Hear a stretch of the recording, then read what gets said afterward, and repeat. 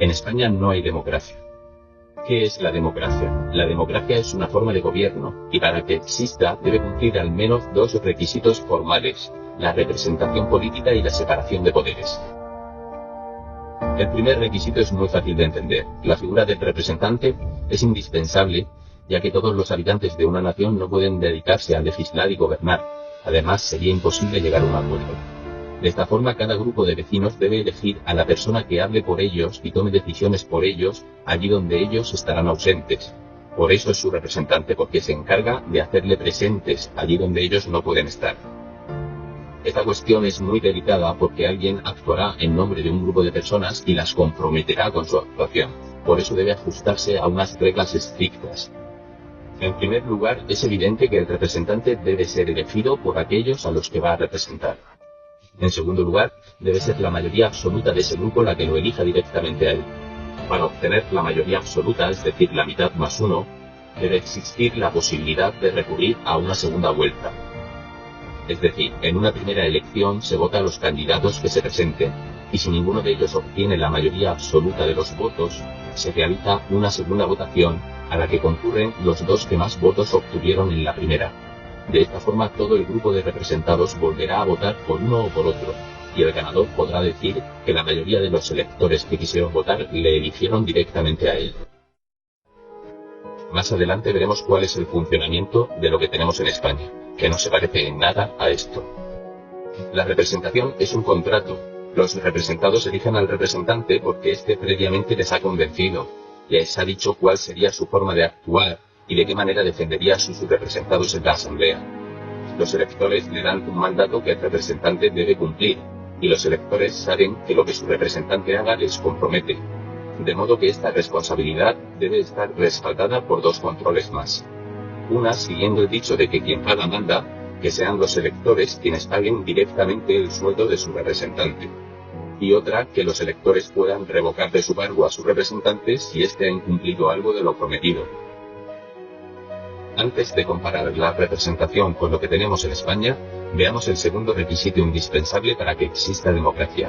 También es muy fácil de entender: la separación de poderes. La separación de poderes consiste en separar a quienes hacen las leyes del gobierno, es decir, al legislativo del ejecutivo. Como veis, no estoy hablando de lo que se conoce como poder judicial. Eso es otra cosa que veremos brevemente más adelante. Separar legislativo y ejecutivo, ¿cómo? Pues solo hay una forma: con elecciones separadas. Por un lado se elige al representante de distrito para que esté en el legislativo, donde se hacen las leyes, y por otro se elige al presidente, para que esté al frente del ejecutivo, junto a su equipo de gobierno.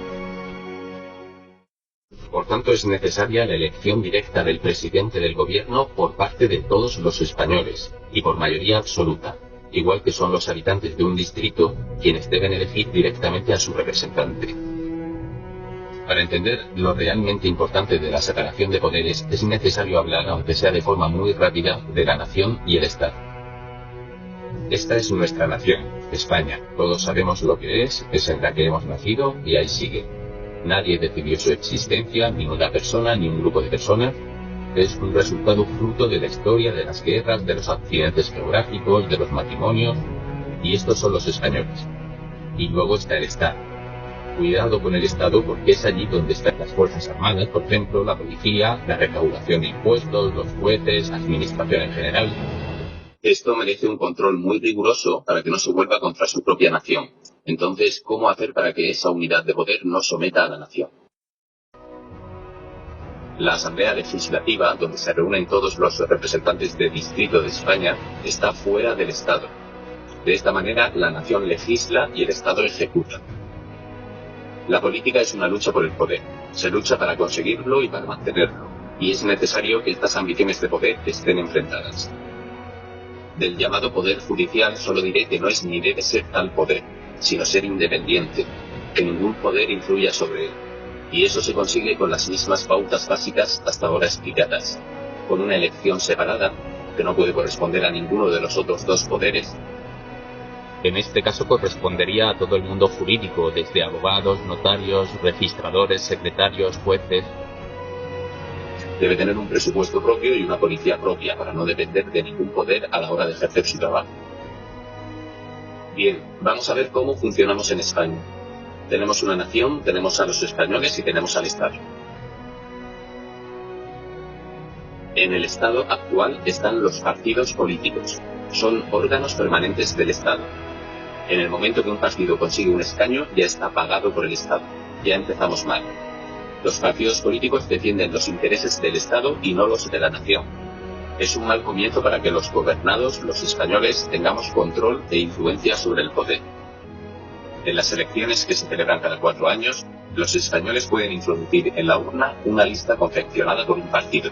Es decir, las personas que aparecen en la lista no han sido elegidas ni por todos los españoles, ni por los habitantes de un distrito.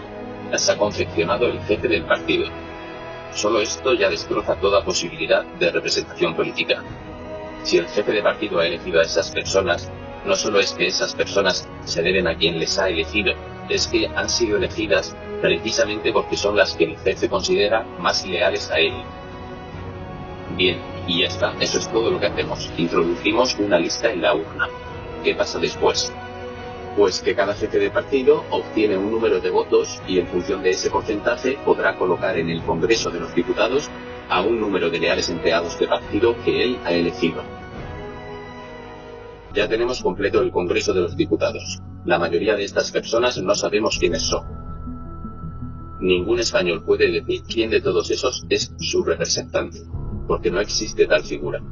Esto cambia por completo la relación de poder, la del que manda y el que obedece.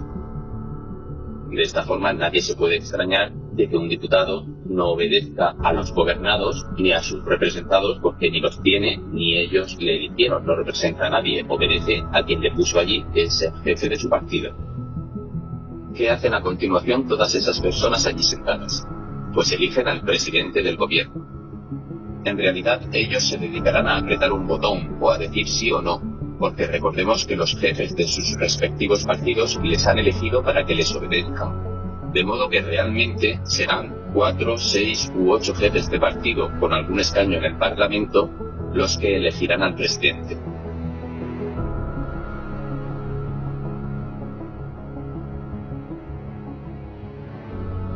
Si uno de ellos ha obtenido la mayoría absoluta de los votos de los españoles, solo tendrá que decirle a sus empleados que le elijan a él y ya está.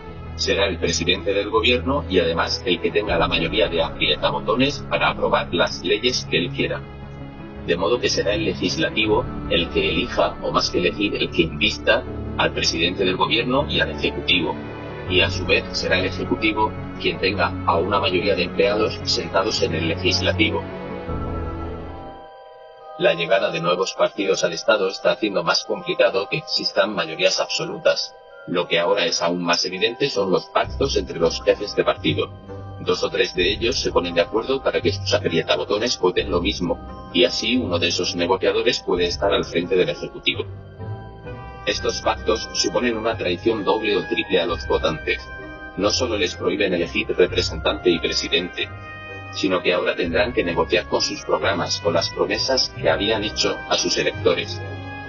Un jefe de partido renunciará a puntos del programa por los que había sido votado por muchos de sus partidarios, y asumirá otros tantos con los que parte de sus votantes estaban en completo desacuerdo.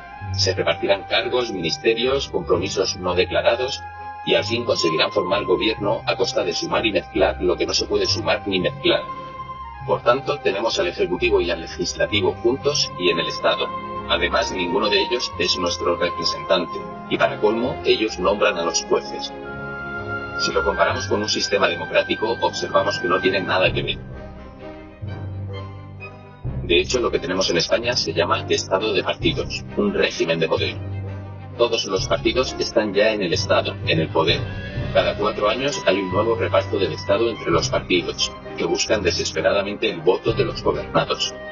Y esta es una de las consecuencias más terribles, el reparto. Veamos por qué se produce obligatoriamente el reparto y la corrupción con este tipo de régimen de forma también muy rápida, porque todo lo aquí explicado es un rápido resumen del excelente legado que Antonio García Trevijano dejó para la historia y que se encuentra en sus libros, en su acción, en sus artículos y en sus conferencias y programas de radio y televisión.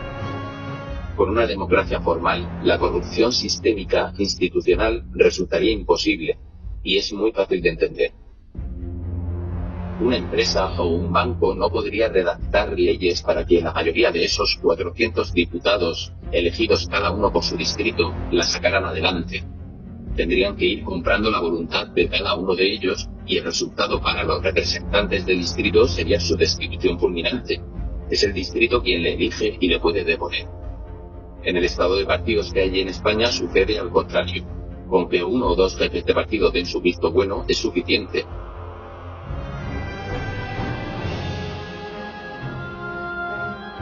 La sociedad política es algo que no existe en España. Debería estar formado por aquellas personas que se elevan, se descansan de la sociedad civil, pero permanecen ligados a ella, fuera del Estado. Se sitúa entre la nación y el Estado.